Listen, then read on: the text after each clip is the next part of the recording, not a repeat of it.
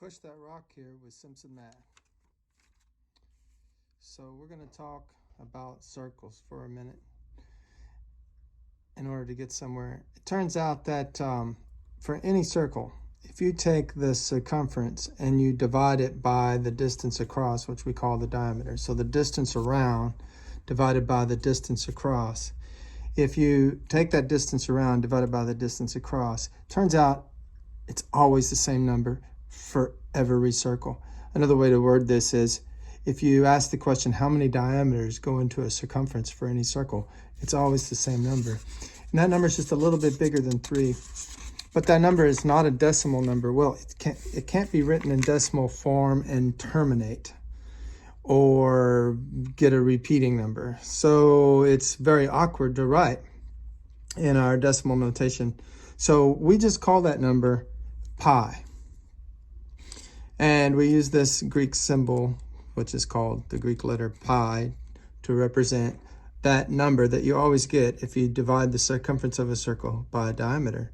So we have pi is defined to be, its definition in mathematics is the circumference over the diameter. So when your teacher asks you what is pi, you don't say 3.14. That's a rounding off. It is an approximation of its value.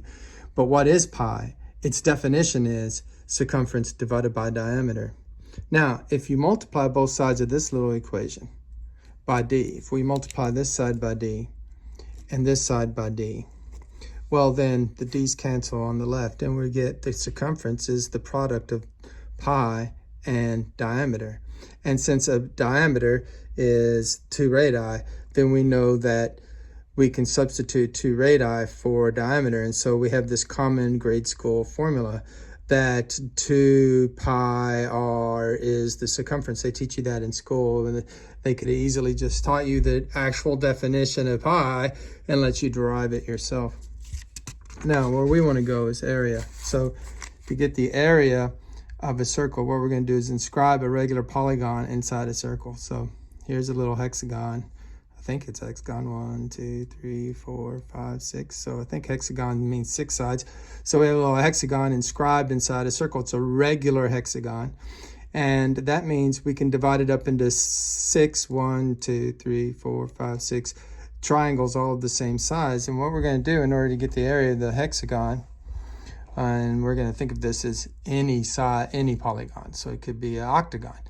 To get the area of the polygon, well, we're just going to get the area of one triangle and then add all the triangles up. So to get the area of one triangle, we all know it's 1/2 times base to height. We could derive that from the area of a rectangle, but we'll do that some other day.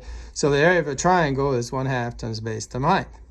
So, but the base is just of the triangle would just be this distance right here, and the height would be this distance right here. So the base is simply a side of the polygon. So the area of one of the triangles is 1/2 times the side of the polygon times height.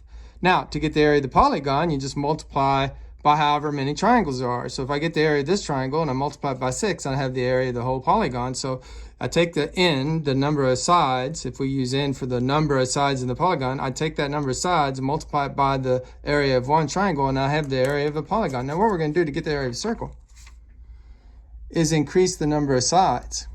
So here I have a dodecagon. That means it has 12 sides.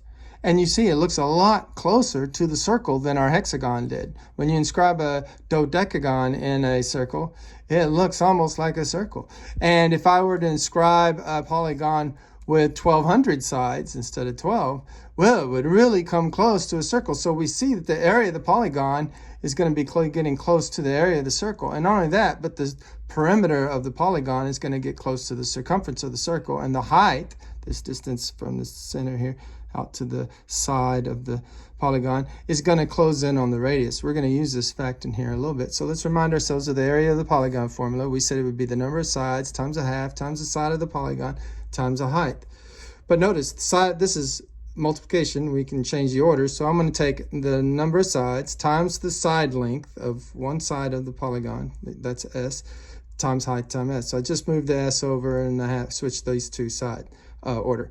So I have n times s. Hey, wait, look, n times s. Isn't that how you get the perimeter? You take the number of sides, if they're all equal side lengths, which these are regular polygons. So that means regular means all the sides are equal length. So you take the number of sides times the side length, and you get the distance around. So NS is nothing more than the perimeter. So it's the perimeter times half times the height. But as the polygon gets closer to a circle, the perimeter gets closer to the circumference and the height gets closer to the radius. So we have circumference times a half times the radius. Now, the circumference we said earlier was 2 pi r.